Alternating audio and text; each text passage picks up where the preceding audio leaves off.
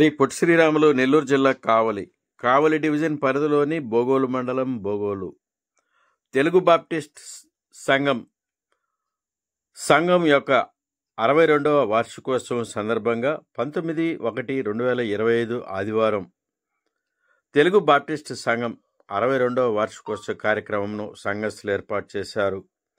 పై కార్యక్రమమునకు గౌరవ అధ్యక్షులుగా reverend doctor జిడిడి Diwakar గారు, ఎగ్జిక్యూటివ్ డైరెక్టర్ ఏపీబీసీ కావలి ముఖ్య అతిథులుగా పాల్గొన్నారు.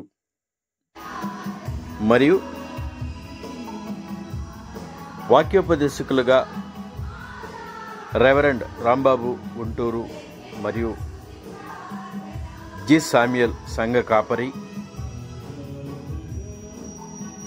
ముఖ్య అతిథులుగా పాల్గొన్నారు. తెలుగు బాప్టిస్ట్ సంఘం 62వ వార్షికోత్సవ సందర్భంగా పేదలకు అన్నదానం మరియు వస్త్రదాన కార్యక్రమాన్ని తెలుగు బాప్టిస్ట్ సంఘం కమిటీ సభ్యులు పెద్దలు ఏర్పాటు చేశారు.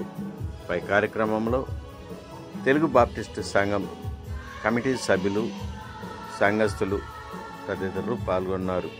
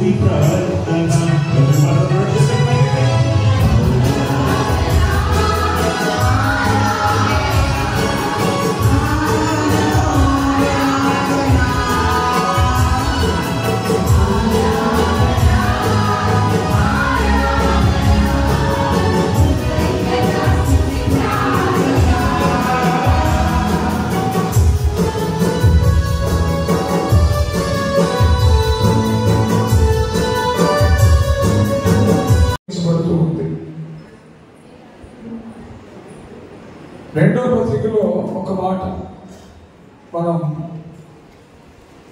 వాక్యంలో కొంచెం జాగ్రత్తగా ధ్యానం చేయే ముందు తిమోతికి రాసిన రెండవ పత్రిక 2వ అధ్యాయం 1వ వచనంలో చూస్తే, నా కుమారుడు క్రీస్తు యేసునందున కృప చేత బలవంతుడు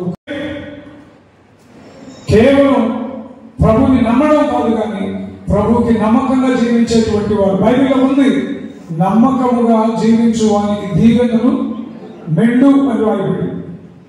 దేవుని పనికి, దేవుని యొక్క సంఘాన్ని మోయడానికి, దేవుని యొక్క చిత్తాన్ని నెలకొల్పడానికి, లోకంలో సమాజంలో నుంచి దేవుని పిల్లలైన వారిని జాగరూకత కలిగి నడిపించడానికి, వారి భుజస్కంధాల మీద మోయడానికి, దేవుని పని చేయడానికి ఎవరిని దేవుడు వెతుకుతా ఉన్నారు అంటే నమ్మకము, సామర్థ్యం. సామర్థ్యం అనేది కూడా భౌతిక బలానికి చెందింది కాదు. బలం వేరు, సామర్థ్యం వేరు. శక్తి వేరు, సామర్థ్యం వేరు. బలం కలిగి ఉంటే ఒక 2 గంటలు పని చేస్తాం. శారీరకంగా బలంగా ఉంటే ఒక 8 గంటలు పని చేస్తాం. సామర్థ్యం అనేది మానసిక సంబంధమైంది, ఆత్మ సంబంధమైంది. బైబిల్ అంటాడు, యేసు సంఘాన్ని ఉద్దేశించి ప్రకటన 2వ అధ్యాయంలో ఉంటుంది, నీవు దేవుని పని కొరకై సహనము సహించి అలసిపోలేదని అంటాడు. భారము భరించి అలసిపోలేదని అంటాడు.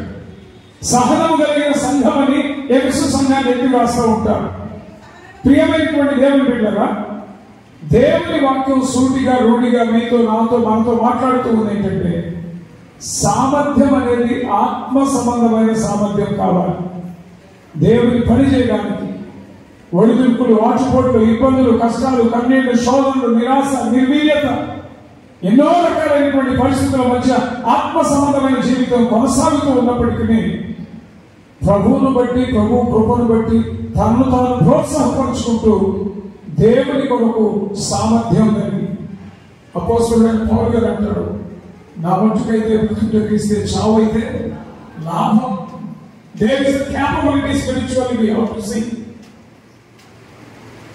యోబు గారు అంటారు 13:15 ఇదిగో ఆయన నన్ను చంపినను నేను ఆయన కొరకే కనిపెట్టేదాను. హబక్కూకు ప్రవక్త అంటాడు, అంజూరపు చెట్లు పూయకపోయినా, ఒలీవ చెట్లు కాయకపోయినా, ద్రాక్ష చెట్లు ఫలింపకపోయినా, చేరిలోని పోయి పంటకు రాకపోయినా, శాలలో పశువులు లేకపోయినా, దొడ్డిలో గొర్రెలు లేకపోయినా, నా రక్షణకర్తయగు యెహోవా యందు నేను ఆనందిస్తాను.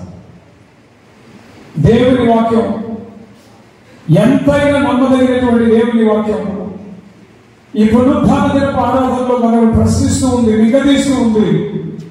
ప్రభువుని నమ్మామని చెప్పుకునే మనం ప్రభువుకి నమ్మకంగా బ్రతకాలి. ప్రభు బలపరుస్తాడని ఆశించే మనం దేవుని కొరకు సామర్థ్యం కలిగిన వారమై జీవించాలి.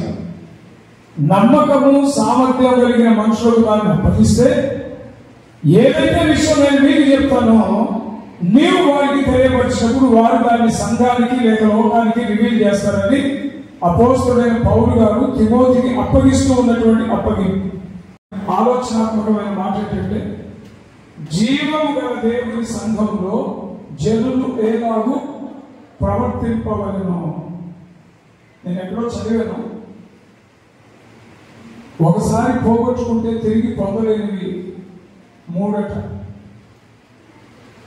ఒకసారి పోగొట్టుకుంటే మాట్లాడుతున్నాను, మీ బిడ్డగా నేను మాట్లాడే విషయాన్ని అంగీకరించండి. డినామినేషన్ ఏదైనా కావచ్చు, మానవీయ కోణంలో ఏర్పరచబడినటువంటి విశ్వాసులు సంఘం ఏదైనా కావచ్చు, అల్టిమేట్ గా ప్రవహిస్తున్న బాధ్యత ఏంటంటే రక్షించబడిన వారికి సత్యము ఎత్తిపట్టే వారై ఉండాలి. మన ప్రవర్తన దేవునికి ఎక్కువగా ఉండాలి. రెండవది, సత్యము ఎత్తిపట్టేటువంటి వారిగా మనకు ఉండాలి. మూడవ సంగతి ఏంటంటే, సత్యానికి మనమే బైబిల్ అంటే వేయబడినది తప్ప మరొక పునాది ఎవరు వేయలేరు. ఆ పునాది క్రీస్తే అని 3:11 మొదలు కోరుతున్నాం.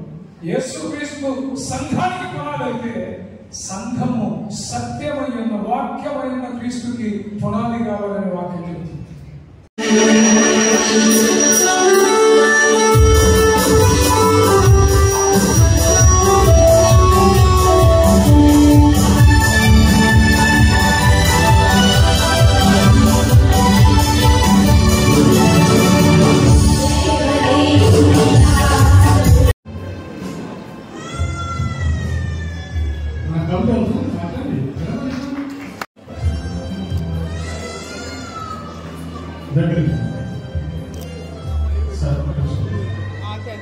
నువ్వు క్లోజ్ చేసుకోవచ్చు, ఇక్కడ బయట ఉంటుంది.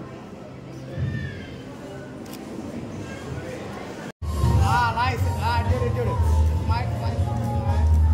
నైస్.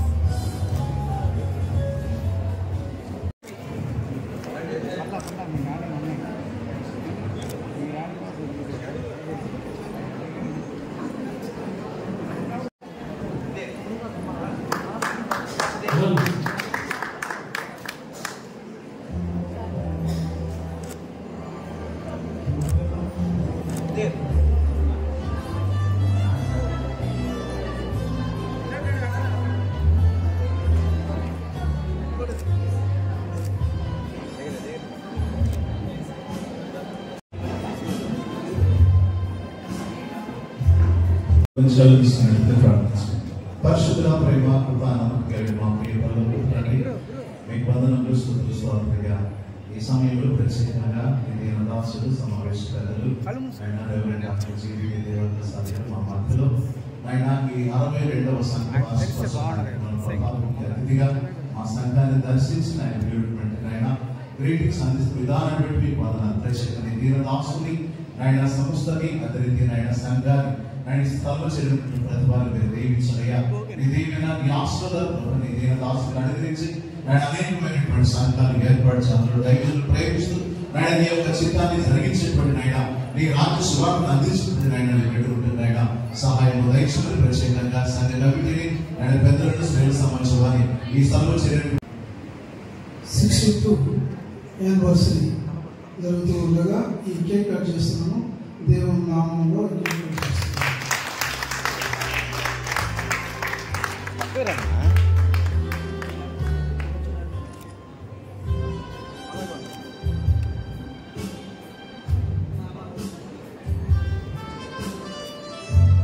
డ్యామేజ్ అయింది. డ్యామేజ్ అయిన తర్వాత 1.5 year నేను డయాలసిస్లో ఉన్నా. ఈరోజు ఇక్కడ ఉన్నానంటే వండర్, నిజంగా నాకు నేనే వండర్గా ఫీల్ అవుతాను. నేను 1.5 year డయాలసిస్ చేసుకున్నాను. నేను ప్రతి దినం డయాలసిస్, రోజు మార్చి రోజు కాదు, వారానికి ఒకసారి కాదు, ప్రతి దినం డయాలసిస్ చేసుకున్నాను. 1.5 year తర్వాత ఒక చిన్న మా బంధువుల్లో ఒక పాప, ఒక దేవత నాకు కిడ్నీ ఇచ్చింది. ఆ కిడ్నీ మేము పెద్ద హాస్పిటల్లో పోయి వాళ్ళు అప్రోచ్ చేసి కిడ్నీ ఆపరేట్ చేసుకునేటప్పుడు దేవుడిని ఒకటే అడిగాను, ప్రభువా డోనాలను బతికించు, నన్ను బతికించు. ఒకవేళ నేను చనిపోయినా డోనాలు బతుకుతాను. నేను బతుకుంటే నీ సేవలో ఇంకా ముందుకు వెళుతాను. ఇలాంటి ప్రార్థన నేను చేశాను. డాక్టర్స్ అడిగారు, ఏమని అడిగావు, ఏం ప్రార్థన చేసావు దేవాక అని అడిగినప్పుడు తీవ్రత చేశాను. అడిగినప్పుడు సార్ డాక్టర్స్కి జ్ఞానం అని ప్రార్థన చేశాను, అలాగే నా ఆపరేషన్ కోసం ప్రార్థన చేశాను, అలాగే నా కుటుంబం కోసం ప్రార్థన చేశాను, నా డోనాల కోసం ప్రార్థన చేశాను. ఒకవేళ నాకు మరణం ఇస్తే మంచి మరణం ఏ దేవా అని చేశాను. అన్నట్టు ఆయన షోల్డర్ మీద తల్లి, don't worry I'm with you, మరిగా నీ దేవుడు మీద బతికిస్తాడు అని ఒక 5 రోజులు చెప్తుంటే సంతోషపడ్డాను. అలాగే రికవర్ అయ్యా. ఇలా ఉంటానని నేను అనుకోలేదు. నా జీవితం 4 గోడల మధ్యలో ఉంటుంది అనుకున్నాను. కానీ ఈరోజు I can travel, I can speech, I can run, I can eat, I can call, I can read, I can write. ఏదైనా చేయడానికి దేవుడు అభివృద్ధిగా భావించాడు. విచిత్రం ఇచ్చిన ఆయుష్ వచ్చిన తర్వాతనే పడుతున్నాడు. క్రీస్తును నమ్మిన వ్యక్తి ఎవరైనా సరే వాళ్ళ ఆశీర్వాదం రాల్సిందే, వాళ్ళు వర్ధిల్లాల్సిందే, వాళ్ళ కుటుంబం బిడ్డలు ఆశీర్వదించబడాల్సిందే.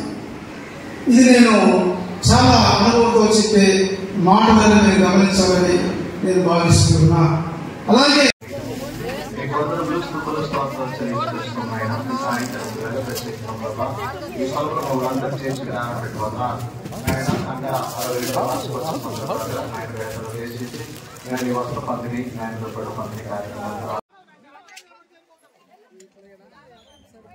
సార్లే ఆ ఎడల్పు సార్లే